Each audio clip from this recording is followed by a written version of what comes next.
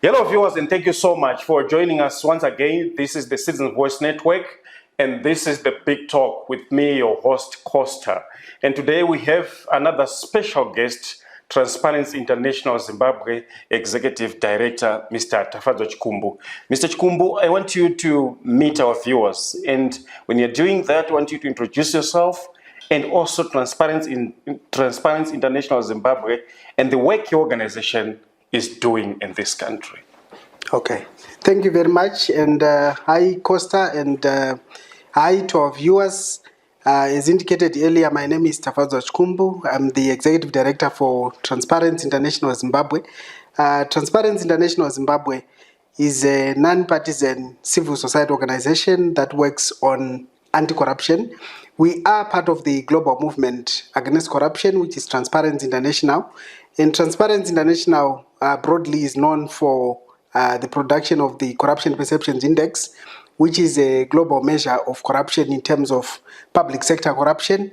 But apart from just doing the Corruption Perceptions Index, across the various chapters, our work is basically around ensuring that we inform advocacy and policy reform around anti-corruption to ensure that we both reduce corruption and also prevent corruption from happening. And in country, as the Transparency International Zimbabwe, our major focus is ensuring that we influence policy and legal reform, especially in as far as prevention and combating of corruption is concerned. And in that particular regard, we work specifically with anti-corruption institutions. And in that working with anti-corruption institutions, we ensure that we build their capacities, we raise policy issues that we want the government to address. But I also want to stress that in working with various government institutions that work around transparency, accountability, and integrity, we also retain our watchdog role. So we retain that responsibility to ensure that we hold power to account. Fantastic. So I want you to maybe, as a starting point, just give us an overview in terms of where do we stand as a country as far as this corruption scourge is concerned.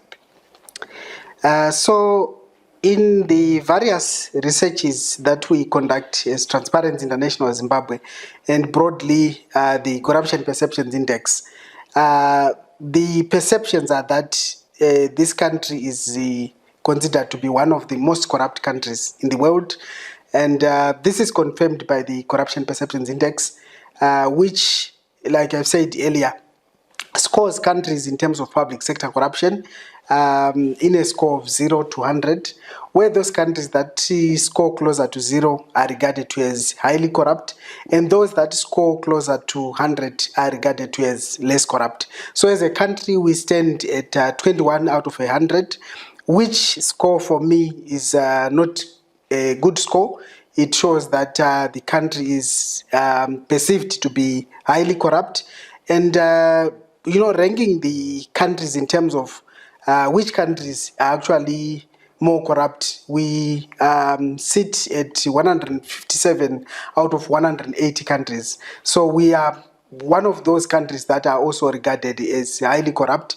But as Transparency International, we are not really concerned about the rank, but we are concerned about the score, because it is actually the score that matters rather than the rankings, because it's a standard that we use across various countries. Maybe you need to further explain in terms of the index, the 157 over 180 countries. And scored the 21 over 100. What's so significance in terms of those figures?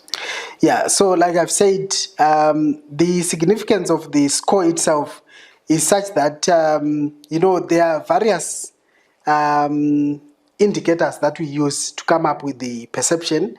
We actually make use of about 13 data sources, which speak primarily around corruption, governance, and other governance-related indices. So what Transparency International does is they standardize the various indicators that I've talked about, and put them on a scale of 0 to 100, and then classify each country in terms of how corrupt they are. So it is actually a reflection of not just Transparency International Zimbabwe or Transparency International broadly, but it is a reflection of what many institutions like the World Bank, the African Development Bank, and other institutions actually perceive Zimbabwe to be in terms of transparency, accountability, and anti-corruption. So, as I've indicated, that sometimes a 1-point change in terms of the score can actually result in many points either drop or increase in terms of the ranking. For instance, in 2023, Zimbabwe had a score of 23 out of 100, but then within a year, we actually dropped from 23 to 21, and that particular drop resulted in a very huge drop in terms of the ranking itself. Because when we were at 23 out of 100, our ranking stood at 149 out of 180 countries, but now dropping by the 3 points, we now find ourselves at 157 out of 180 countries. So from your observations, let's go back to 5 years, and until now, are we improving as a country, or we are worse than we were in the last 5 years? So when you look at the Corruption Perceptions Index that I've talked about, we seem to have been progressing since 5 years ago in terms of the anti-corruption fight, where we had, I think, a score of 22 out of 100 in 2018. Then we rose to 23, 24, then back to 23, and then now 21 out of 100. So actually, there's not been a consistent increase in terms of reduced perception, but we realize that the drop by 3 points actually projects that we are actually even worse off. This is the lowest that we have recorded in the past 5 years, if not even in the past 10 years. So we seem to be at a very low level. But of course, I want to also bring in the aspect of what is the broader perception around corruption in our country. Because we might not necessarily just base in terms of the perceptions of, the experts and private sector in terms of how they view Zimbabwe. But if you look broadly in terms of what is actually happening within our economy, you would realize that the discussion around corruption is no longer a preserve of Transparency International Zimbabwe, the Zimbabwe Anti-Corruption Commission, National Prosecuting Authority, but is becoming a public discussion where the public itself is coming forward to either report cases of corruption, to complain about cases of corruption that are not being prosecuted, or cases of corruption where they feel that possibly our courts did not give the appropriate sentence in terms of the people that are corrupt. So I would indicate that the discourse around corruption in our country also indicates and confirms that there is rampant corruption, not just in one sector, but it is corruption that is happening across various sectors. And maybe what is more concerning to Transparency International is the fact that we seem to have corruption with impunity, where those that are corrupt are actually not being effectively prosecuted. Because, in most cases, we always rely on the court of public opinion, where someone is arrested, is being investigated, is being prosecuted. People already have, their outcome. But then at the end of the day, when the court rules, sometimes it's either a less penalty, or maybe the issue is not concluded in the courts. So people still feel that a lot has to be done in terms of either investigation of corruption cases, prosecution, so that we actually register convictions in terms of the corruption cases. Yeah. And when you, if you are to look from your work and your observations and so forth, this is corruption in the public sector. Yes. Which specific areas would you say they are performing so badly?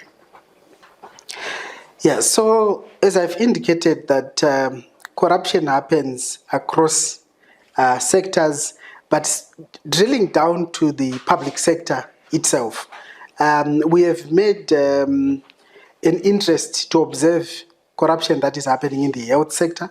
We also made observations around corruption happening in the education sector. We also follow up corruption that happens across public institutions, but in the area of public procurement. You know that more than 70% of government revenue actually goes towards public procurement. And our observations are not just far-fetched. Our observations are actually drilling down to the report of the Auditor General.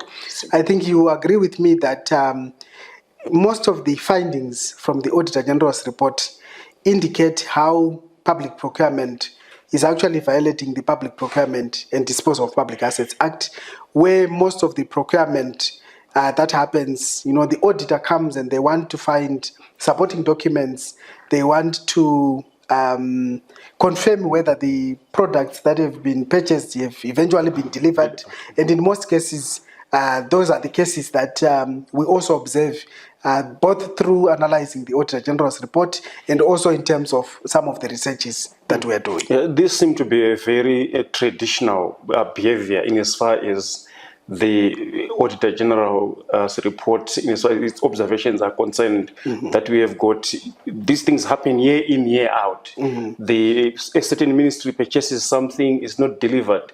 This is happening year in, year out. What is the behavior and the reaction and the response from the agencies that you are working with in as far as corruption is concerned, like the Zimbabwe Anti-Corruption Commission that you mentioned earlier, that you are working together? When they're seeing this inconsistent behavior of not wanting, messing around with the procurement issues and so on. Yeah, so going back to the audit reports, I would want to speak first around how the audit system happens in our country. So as a country, we use what we call the Westminster model of auditing, which involves the Supreme Audit Institution, which is the Auditor General's office.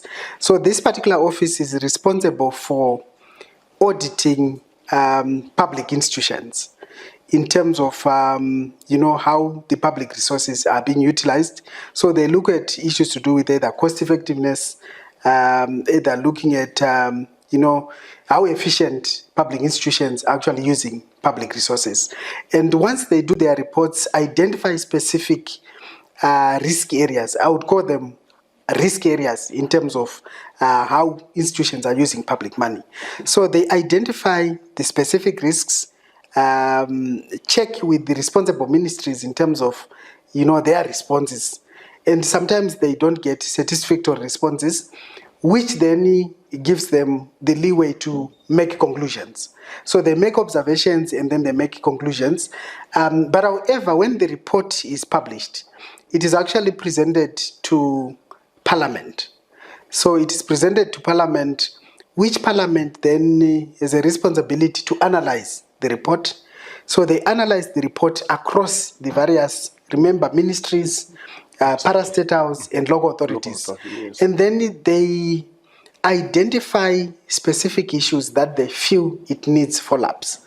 And then that's why you then see the Public Accounts Committee summoning various accounting officers across these MDAs that I've talked about. If they don't get satisfactory responses, they then make recommendations in terms of the next steps that needs to happen. Either they recommend that the Zimbabwe Anti-Corruption Commission should investigate further. They can also make recommendation that there should be a forensic audit that should be done. In any case, the Auditor General's report is not a document that is permissible before the courts.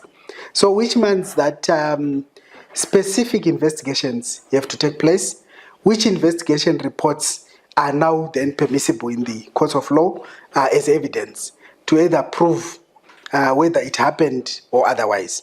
So with that trail, the Zimbabwe Anti-Corruption Commission then comes at that point where a recommendation comes from Parliament in terms of specific issues that they need to deal with. But they are also not limited to the recommendation from Parliament, but they can also take specific observations and develop a keen interest to follow up and detect and investigate if indeed there are cases of corruption. I think as Transparency International, we've also observed that there's a very thin line between incompetence and corruption. And in most cases, there are people who survive on the basis of incompetence, yet it could actually be corruption itself. So there's that thin line between corruption or incompetence. Say someone then appoints a junior officer to do the procurement, and at the end of the day, they say that probably because it is not within his mandate to have verified these particular facts before purchasing. So some would actually hide behind the issue of incompetence, yet in actual fact, it could be corruption. So we have seen the Zimbabwean Corruption Commission picking some of these particular cases, investigate, and where they feel that the evidence is sufficient enough to warrant prosecution. Then they compile the documentation which they put together to form a docket, which docket is then forwarded to the National Prosecuting Authority, which National Prosecuting Authority is now then responsible for prosecuting on that particular case. And for cases of corruption and fraud, even if it happens in the private sector, normally the Prosecutor General has a responsibility to prosecute those specific cases. You know, with fraud, if fraud happens at TI, the NPA becomes the government lawyer to actually try the perpetrator in terms of that particular fraud. Mr. Chumbo, what you're saying is very, very important. Yeah. But what I want to hear is, if we read media reports right now, plus the Auditor General's reports, and generally, even if you follow what is obtaining in the public space, there's a concern around procurement and tender issues. Are these also form part of your conversation and engagements with the ZAC? And what is its response as you are engaging with them? Yes.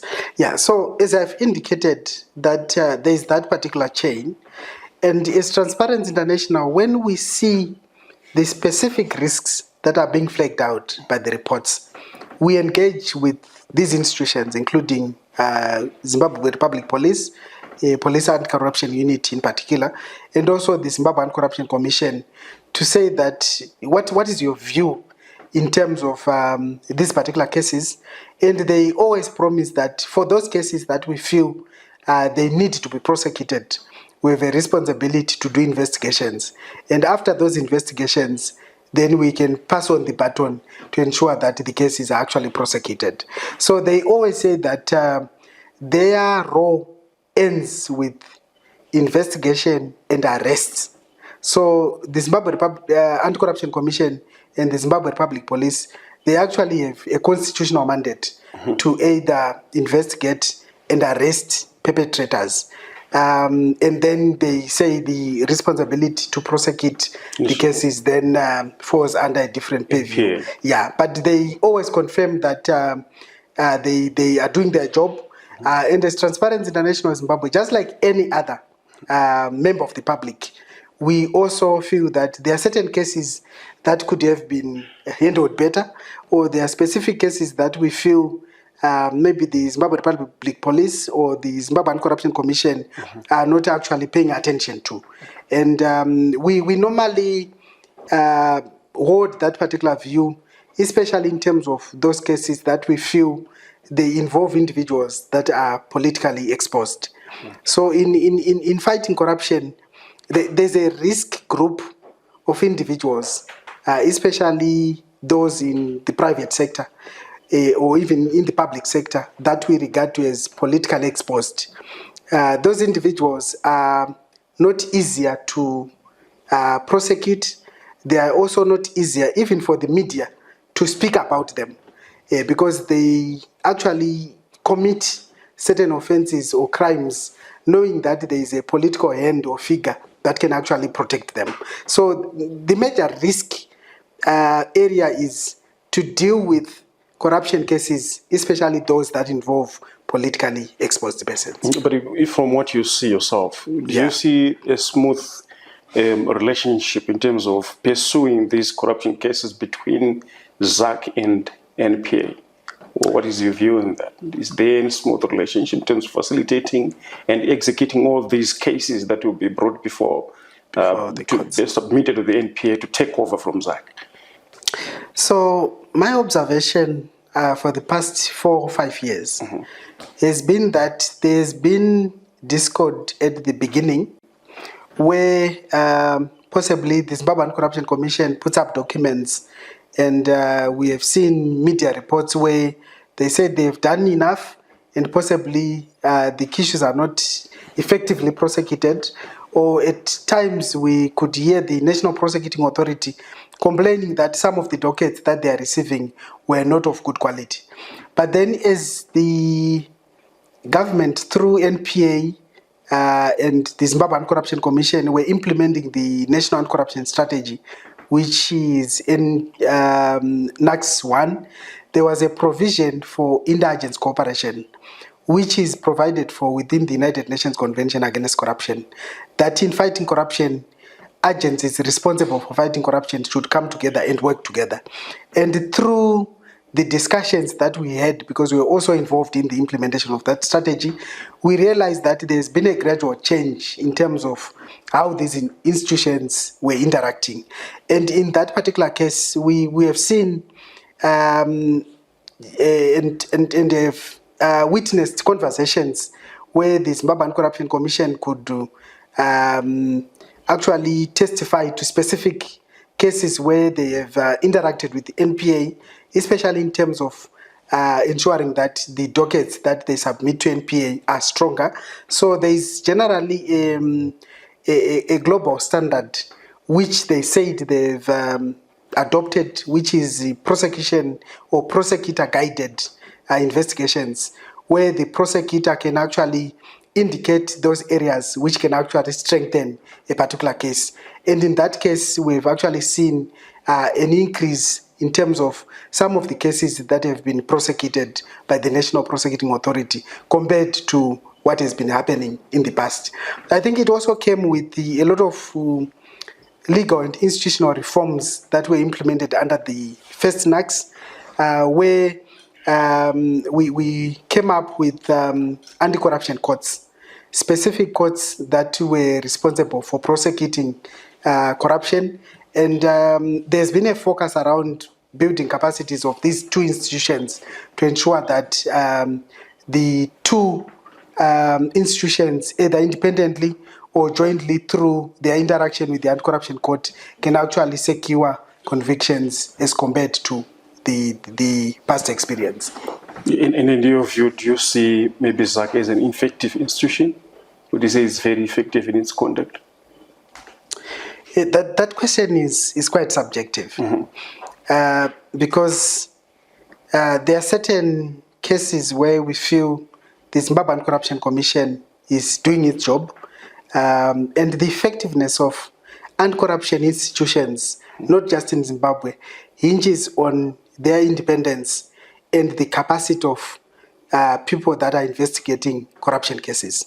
So looking at the Zimbabwean Corruption Commission, like I've said, there are certain cases where we can actually see the independence of the institution and the effectiveness in terms of the investigation and putting up of dockets to secure a conviction. And as I've said, the effectiveness of the Zimbabwean Corruption Commission depends on the whole value chain, where a docket is effectively compiled, where an arrest has been effected. We can only measure their effectiveness if the NPA then secures a conviction in the court of law. Let me ask you something. Yeah. I think sometime last year, the ZAC chairperson, Mr. Michael Reza, he spoke to the media and said the ZAC had invited one of the controversial business tycoons right now, Mr. Wicknell, to say they were very much interested in interviewing him and finding out. And I think it was also relating to what we are seeing today, the donation of cars, giving people cash, and so on. But what would you say in terms of such a scenario? And then we have got Zach promising that he's going to invite this gentleman to talk to him and finding out something, whether there's something that is amiss or what. But nothing has happened after that conversation. And now, as the media, when you try to engage, particularly I will speak for myself, when you try to engage and ask them on that particular area, they will not want to entertain you on that aspect. What is your response? Yeah, so any anti-corruption institution or any player in the justice sector, when you either receive reports from investigative journalists or if you receive reports from any informer in terms of any potential case of corruption, they have a responsibility to investigate those cases.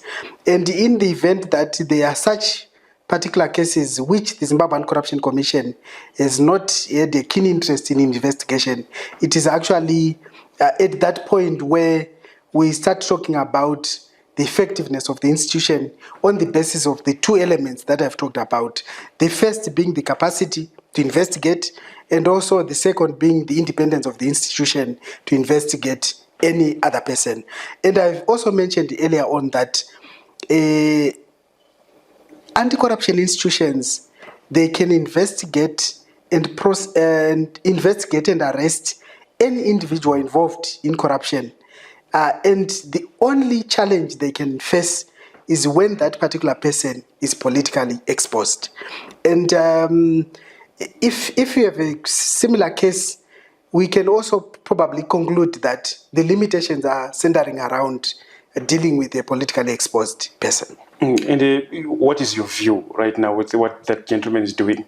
For cars being just given to anybody, Land Cruisers, latest cars, 10, 15, somebody getting 250,000 cash. Is Transparency International Zimbabwe sitting here? What can you say about that? Yeah, so there are two elements.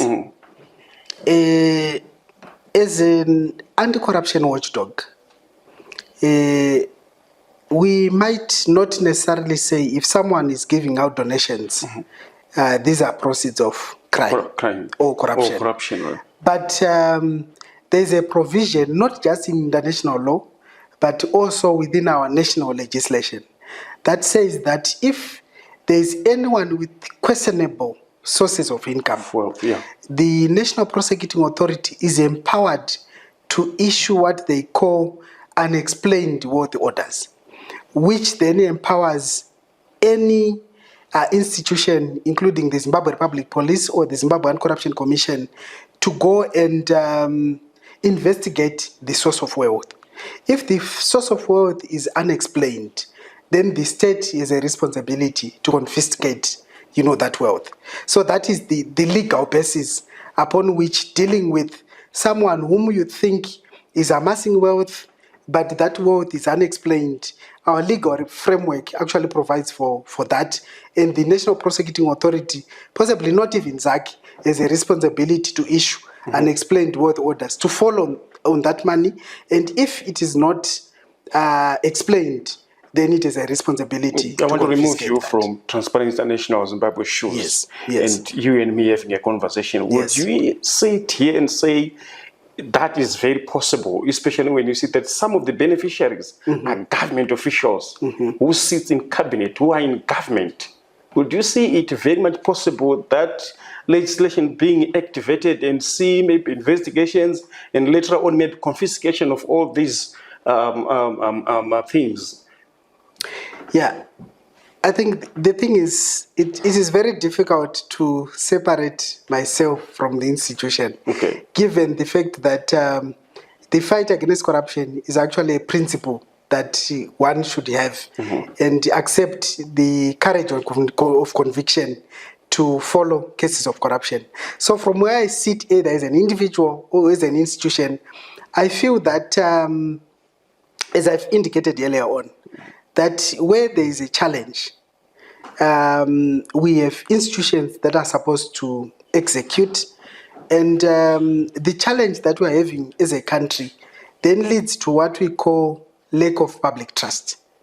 Because institutions, the moment they fail to deliver in terms of their mandate, they actually leave a trust deficit where the public then doubts the institutions. You might not be the only person that is actually doubting the effectiveness of the institutions that are mandated to fight corruption. I can actually, like I've said earlier, that even as I look at specific cases, I have my own expectations to say that I think the government should have done this, either to follow the wealth.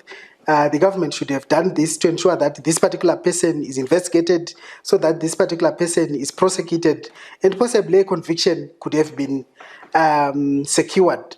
But in most cases, we then tend to get the opposite of what we expect, and as a result, public trust actually fades away. Let me give you another example. Yeah. We read in the media reports, and this is also captured in parliamentary Hansards, proceedings of the day. Just last month, there was a complaint from Parliament to say one of the persons who was awarded the tender to drill 10,000 boreholes, Mr. Paul Tungwarara, is failing to deliver. This is why I asked you earlier to say, are you having these conversations with ZAC, and what is their response? And specifically with this case of Mr. Tungwarara, who got a tender of drilling 10,000 boreholes and establishing what they call village business units, is failing to deliver. This came from Parliament, and this is there in media reports. And there's Transparency International. How do you view that kind of an issue? Yeah, I think we talked about the Auditor General's report. The Tungwarara case may not necessarily be an isolated case of what is happening, which is an indication of failure in terms of following up, especially on services and goods not delivered. So the main reason why we continue to see similar cases happening, or the recurrence of the same issues, is the lack of a sanctions mechanism. To say that if a public official awards tender and goods are not delivered, I think from where I sit as Transparency International Zimbabwe, or myself, based on my principles, the first thing that has to be done is the private sector company itself has to be blacklisted. And once a company is blacklisted, then it means they don't have access to government tender. But what we have seen over time is that a company can be blacklisted by one ministry, and then you still see the same name of the same company actually competing on a bid in a different institution.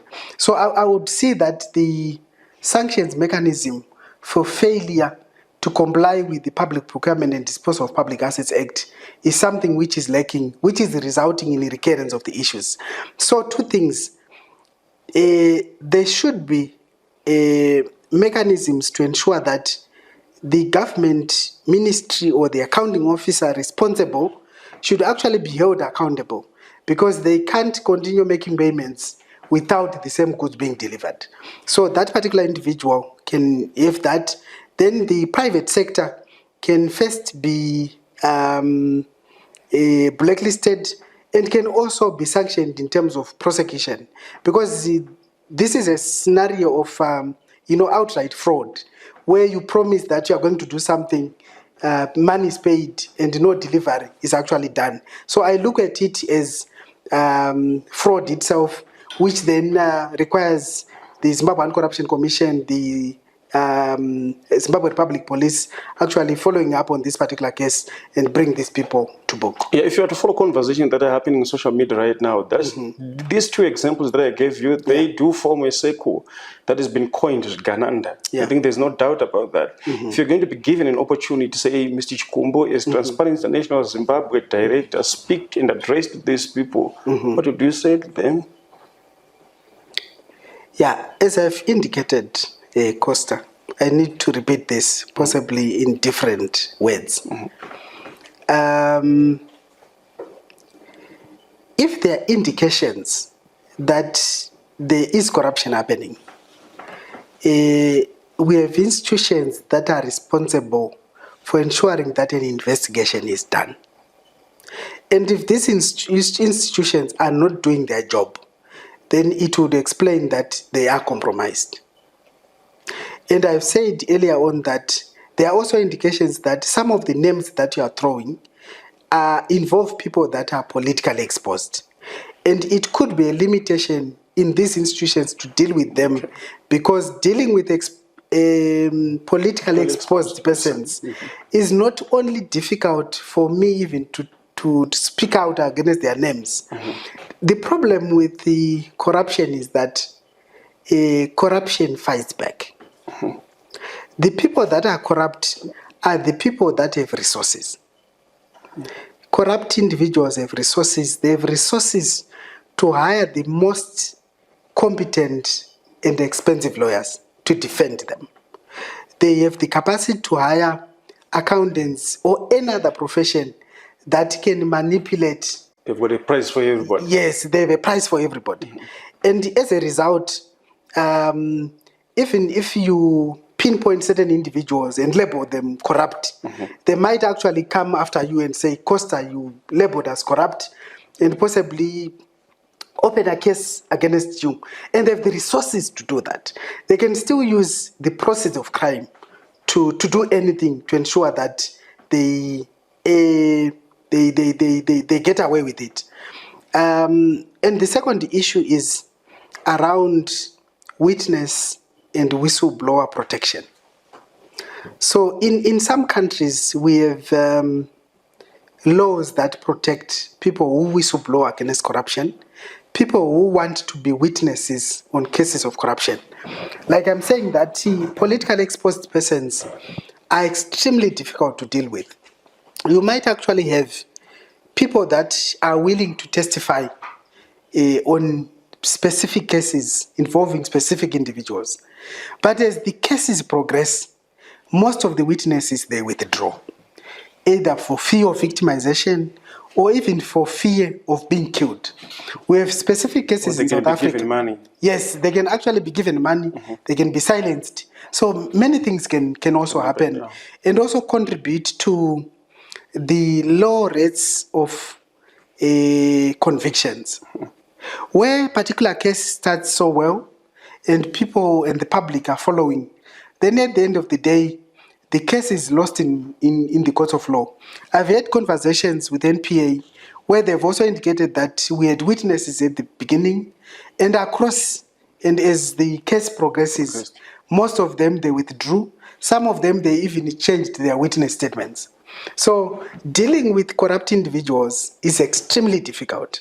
It is an offense where you see individuals that can be appearing in court for over 10 years because they have the resources to seek lawyers who can actually appeal and put up an appeal after an appeal, either at the lower courts, high court, Supreme Court, and the case is taken back to the lower courts and it goes up again without concluding in terms to frustrate the process. So I also needed to emphasize the fact that corrupt individuals, and especially those that are politically exposed, have a high chance to frustrate the process and also ensure that some institutions are ineffective. Let's look also, there's another tender issue, the Trabablas interchange. We initially heard that it costed around 88 million, but still there were questions again to say even in the region, working with that figure, constructing such a thing wouldn't cost so much in South Africa, Botswana, Zambia, all these surrounding countries in the region. The rates are there on social media to say they are off the mark. Later on, the finance minister said the amount then went beyond 88 million to 114 million. When you look at that yourself, what can you say? Yeah, I looked at the particular case objectively and say that projections can be different from the reality. So projections can be different from reality, but we can only confirm the reality by being transparent. especially in terms of the cost, transparent in terms of what resulted in the change, number one. Then number two, any business entity or private sector has a tendency to inflate costs so that they make as much profit as they can. And in accounting or in the tax system, there is a principle which they call the arm's length principle, where if someone inflates certain costs, the Zimbabwe Revenue Authority has a task and responsibility to compare what is obtaining in other jurisdictions, or to obtain the comparable value of specific goods and services. So I feel that as the government of Zimbabwe, either if the cost had been inflated by the supplier, which is the private sector, they had the responsibility to make comparisons and give information to the public. So access to information remains very key. And in the absence of access to information, as individuals and human beings, we speculate.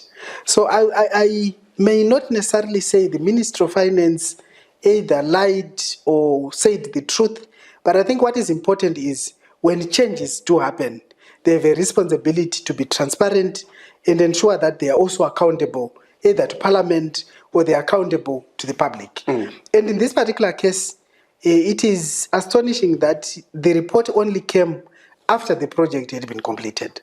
So the responsibility of Ministry of Finance is to periodically provide reports to Parliament, which reports, according to our public finance management framework, they have to give reports to Parliament on a quarterly basis. So if reports were actually going to Parliament on a quarterly basis, if there were any changes or issues that Parliament needed to give recommendations to, they could have been done at that particular moment. But the fact that the issues came to light when the interchange had already been opened actually gives room to speculation, including that possibly there are opportunities for corruption. And in that particular case, we then need to bring in such institutions, as I've indicated, that the Auditor General should actually come up with a special investigation to establish, the true value of the product. And if there are any discrepancies, certain individuals or roles have to rule. So you and me can agree that corruption really does maybe starts and is reigning supreme in terms of as far as procurement is concerned. You remember that the president jokingly at some point when he flew past the Shawasha area, Yes. he then said he asked, where are people who are building in that area getting the money? And then the answer he got was that they are working in the procurement space. Yes. So this is the question that I asked earlier to say, where exactly are we seeing this corruption emanating from? Yeah, so public procurement is a high corruption risk area. Because, the bulk of our public resources, they go towards procurement. And if resources are going towards public procurement, there is room for manipulation, especially of the legal framework itself. I think we have seen several cases either going before the courts involving public procurement. And as Transparency International, issues to do with corruption, they're extremely difficult to make conclusions on. The first reason is that, unlike any other issues, corruption is illegal. And where it happens behind the scenes. And we can only speculate, or we can only rely on a report by investigative journalists, or we can only rely on the Zimbabwean Corruption Commission in terms of what they submit, or we can only rely on the conclusion of a court case when it comes out. So I may seem to have not been so accurate in terms of speaking to specific cases relating to either public procurement, corruption in various sectors, because it It's very difficult to measure. Corruption itself is difficult to detect. It's difficult to measure. On the basis that whatever happens, it happens behind the scenes. And the information that we can only rely on is reports in the media or reports when NPA says we have secured a conviction against this, or we are actually in the courts pursuing this particular case. So it's unlike any other offense where possibly it happens and people see someone murdering, committing an offense of murder, or where maybe dealing with a thief.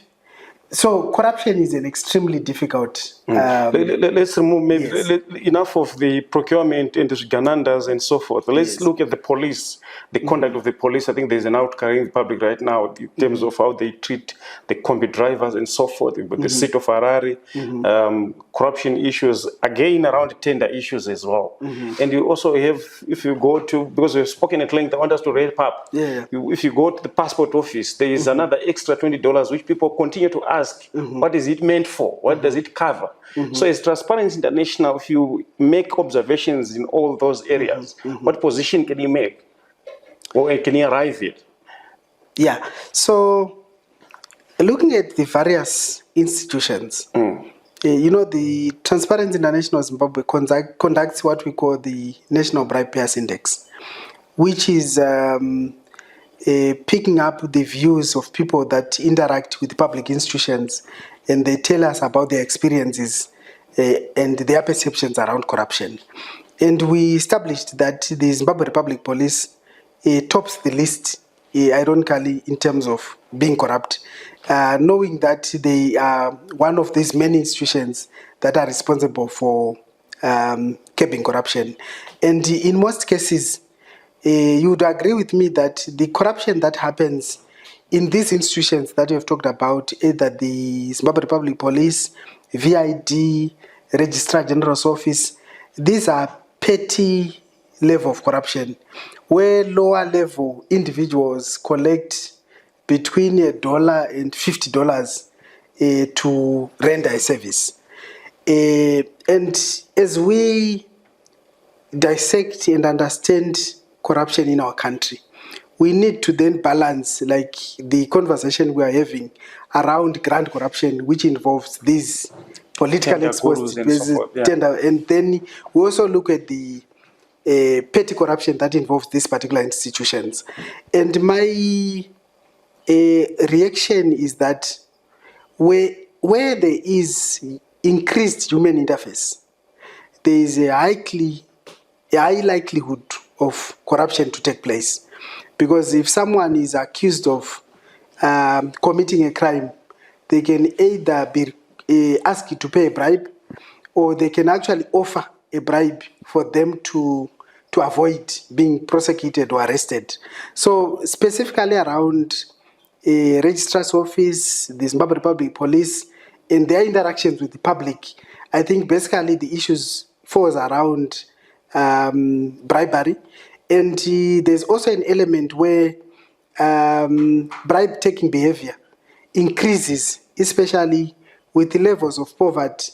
You know, there's people in employment these days, especially in the public sector, where the salaries have been standardized.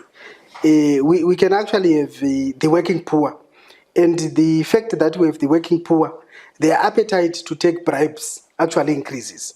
So the other issue, it goes beyond just corruption, but it also speaks to, you know, the remuneration that individuals are getting. I'm not condoning or justifying that individuals may not be corrupt, but it's a matter of driving. But there is also that reality that when the economy is not performing so well, when individuals are not fully remunerated, people have a high risk of engaging in corruption. I think we have received many cases of corruption involving people even within the justice sector institutions. Those people that we think are the custodians of justice, and they are responsible for prosecuting cases of corruption. Again, we can see individuals being arrested and prosecuted for the same crime that they are there to, you know, to prevent. So issues of the economy, also plays in. I had a conversation with a police officer who once served within the United Nations peacekeeping mission, and his reaction was that at that point he had no motivation or appetite to demand a bribe because he was well remunerated. You know, the risk of accepting a bribe increases as you get paid. So they would not risk losing their jobs for a $20 bribe. So the elements of remuneration, in my view, also plays a part in terms of increasing the appetite and propensity to commit the offense of corruption. We can spend the whole day, Mr. Chikombo, talking about corruption in this country and that we have descended so badly, and we are now ranked at 157 out of 180. Very, very sad indeed in terms of how we are projected out there. I think we should wrap up this interview. It was nice talking to you. Thank you so much for affording us time to talk to you. I just want to give you time to give your parting shots to our viewers. All right. So, as Transparency International, we have observed even other countries where anti-corruption efforts are actually reaping fruits. If you look at countries like Angola, when the former president of Angola left office, he amassed wealth during his tenure, including building houses facing, the shore, building hotels. And when he left office, the government that came in embarked on a program to confiscate those assets. So the fight against corruption does not only end with prosecution of corruption cases. It should also extend to ensuring that the assets that are acquired illegally are actually followed. And if you look at their performance in terms of the Corruption Perceptions Index, they actually registered a 14-point change in terms of their the perception, because the new government came in and they introduced these drastic measures to ensure that they are not only arresting corrupt individuals, but they are following up in terms of those assets. Which brings me to the conversation where we have this discussion around, certain individuals shrouded in secrecy. People do not know their sources of wealth. And it is a responsibility of our anti-corruption institutions, including the police, to investigate, and where those assets are not fully accounted for, they warrant an arrest, and also that the same assets are actually confiscated and they work for the benefit of the country. Thank you so much, Mr. Chikombo. Viewers, you heard it from Transparency International Zimbabwe Executive Director, Mr. Tafadzo Chikombo, who was sharing the observations that are being made by his organization in as far as corruption is happening in this country and where we are standing today as a country. Thank you very much. I'm signing out.